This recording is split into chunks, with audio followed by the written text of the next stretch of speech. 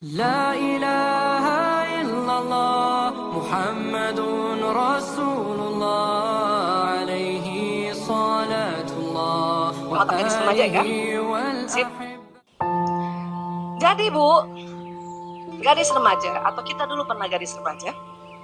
Suatu ketika di umur tertentu ya antara 9-10 tahun itu tiba-tiba ya ini hormon pertumbuhan, growth hormon ya, menstimulasi indung telur ya untuk mengeluarkan telur, maka langsung naik nih Bu, tinggi, usia 10, 11, 12, 13, 14, 15, 16, pokoknya sampai SMA tuh ya, bahkan yang paling puncaknya itu umur antara 20 sampai 30 ya, 30 berikutnya turun, 40 udah mulai turun Bu gitu ya. 45 tadi saya bilang itu sudah masuk premenopause sebetulnya, sudah mau masuk pralansia. Kenapa? Karena dia sebentar lagi hilang. Dan perempuan memang Allah sunatullahnya telur tuh habis. 60 tahun telur habis Bu. Ya. Makanya kita walaupun ibu nih misalnya umur 70 tahun disunting oleh ya lelaki umur 30 tahun nggak bisa punya anak Bu. Telurnya habis. Paham ya Bu? Beda kalau laki-laki, biarpun dia umur 100 tahun spermanya masih ada. Cuman mungkin umur 25 tahun spermanya 500 juta per sekali semprot atau per ejakulasi. Kalau sudah 100 tahun ya mungkin 200 juta ya. Oke? Nah kita nggak ada. Nah gejolak inilah yang membuat hormon-hormon itu membetulkan sirkuit otak lagi. Ya. Nah ini tadi. Nah nih. Di bagian sininya terutama nih ya, di lobus frontalisnya depan ya, ini masih anak-anak. Kalau anak-anak kan memang belum matang, makanya kita bantu untuk mematangkan. Tetapi karena hormon ya, hormon pertumbuhannya atau hormon ya tentang gendernya belum lagi banjir, maka ngajarin anak SD enak, ngajarin anak TK enak, biarpun berkali-kali makan. Tapi ibu gak jengkel. Bahkan 100 kali. Udah ke 101 dia baru ngerti makan. Itu juga belum jelas. Tapi ibu gak jengkel. Kenapa? Karena itu anak ya, belum ada hormon yang membuat gendernya itu sangat ya power. Jadi tuh anak terima aja.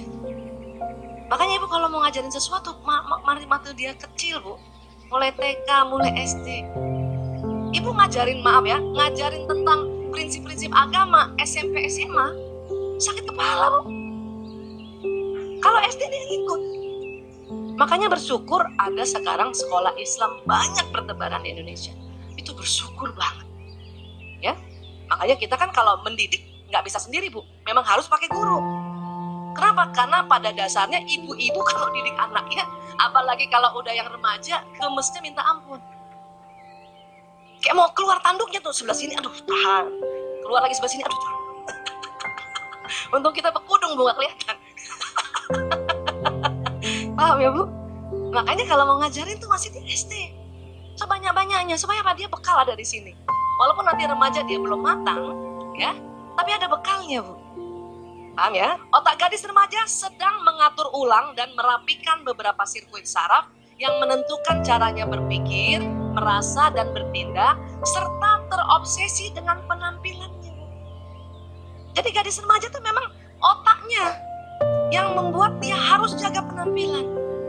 Dikit-dikit nyermin, dikit-dikit ngaca. Paham ya Bu? Iya tuh.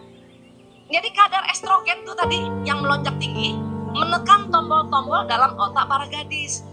Supaya apa? Supaya gadis itu mulai untuk lebih banyak bicara.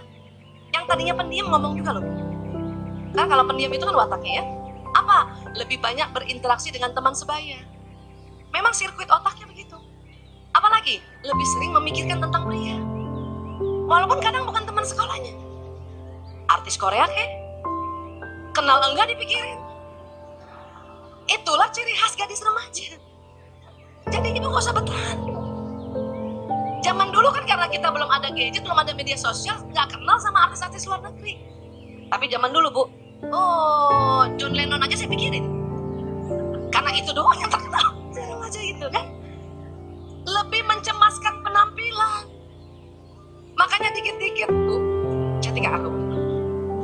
Ya Allah Bu, kalau anak SMP Bu, yang perempuan belum cantik banget, yang laki belum ganteng banget, begeng. Tapi ibu nggak boleh ngatain. Orang lain boleh ngatain dia begeng, jerawatan gitu ya, tapi ibunya tetap, ih cantiknya anak bunda, Masya Allah. Walaupun begeng, karena dia butuh itu. Lebih stres loh Bu, lebih stres. Lebih stres anak-anak. Kenapa? Otak gadis remaja Allah buat dia berorientasi pada hubungan teman. Kalau dia di sekolahnya nggak diterima oleh temannya atau dibully oleh temannya, itu membuat stres yang sangat tinggi. Jadi kalau anak kita cerita, Bunda, aku dibully teman aku, kita dengar dulu, oh iya Naya. Jangan langsung dipatahkan, ah itu mah biasa. Terus kita banding-bandingin sama diri kita. Bunda dulu, bunda dulu. Kapanpun memang ada pembulian, bukan? Dulu zamannya istrinya bukan bully kan? Gencetan. Ya? Ya, kenapa perempuan yang digencet? Karena juga memang yang ngegencet itu orientasi hubungan. Ya? Kenapa? Pembalasan. Karena dulu juga digencet. Iseng aja. Yang ngegencet tuh kadang iseng aja tuh ya. Biasanya orang koleris tuh yang ngegencet. Yang kena gencet orang pragmatis, orang damai. Kasihan ya. Jadi tolong kalau anak perempuannya cerita bahwa dia dibully, digencet, ibu harus dengar dengan seksama. Ingat pelajaran kita dulu, kalau anak perempuan ngomong, lihat mukanya. Ya, dia merasa ibu sangat perhatikan. Walaupun pada saat dia cerita, ibu juga lagi mikirin uang gaji, uang listrik.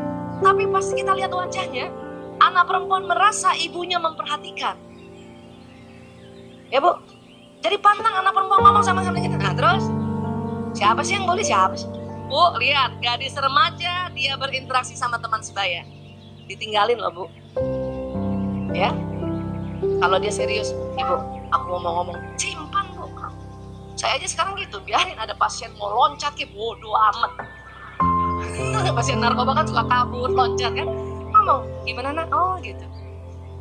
Walaupun dia nggak lihat muka kita, dia senang sekali dilihat wajah. Ya, nah pada saat anak itu cerita, itu emosinya keluar, biarin aja. Dan ingat, perempuan nggak butuh solusi. Dengar aja Bu. Sampai kapanpun itu, dari anak perempuan kecil sampai kita sudah nanti lansia. Ibu aja kalau lagi ngomong curhat dikasih solusi marah kan? Ayah, aku sakit kepala. Apa kata suami Bu? Nah, solusi bukan itu. Tapi kita ngamuk. Kenapa? Karena ibu-ibu kalau curhat sama suami yang sakit kepala, dia udah minum obat duluan. Makanya waktu dikasih solusi suruh minum obat, marah. Obat apaan lagi? Semua obat udah aku minum. Suami katanya sakit kepala. Sama ya, sama anak remaja, gadis remaja juga gitu Bu. Jangan kasih solusi, udah denger aja. Paling gini, kasihan ya Allah nah, astagfirullahaladzim gitu loh. Betul-betul ibu takut nggak kalau anaknya dibully? Nah itu ekspresikan. Jangan ibu mukanya rata. Karena anak mengharapkan dukungan ibunya. Ya, iya. Empati dari ibunya, dia mengharapkan itu. Biarin deh orang lain meledek dia, biarin orang lain menghina dia, tapi ibunya jangan. Itu yang diharapkan oleh anak-anak siapapun itu. Ya. Tapi juga jangan dikomporin. Siapa tonjok, kalau gitu tonjok. Kayak nak, kau orang Bugis toh, kau orang Bugis. Kau tonjok kalau begitu, tonjok. Wih, bawa Bugis. Orang Palembang kan? Ah, orang Palembang kan? Tonjok kalau begitu Kau bikin malu orang Palembang kalau kau tidak tonjok tuh anak. Kalau ibunya nggak rajin talim boleh gitu Bu. Tapi kalau ibunya rajin talim, tuh anak nonjok ditanya sama gurunya, siapa yang suruh kamu tonjok? Ibu saya. Dipanggil ibunya. Ya. Iya, walaupun kita gemes ya Bu. Ya, sudah tenang.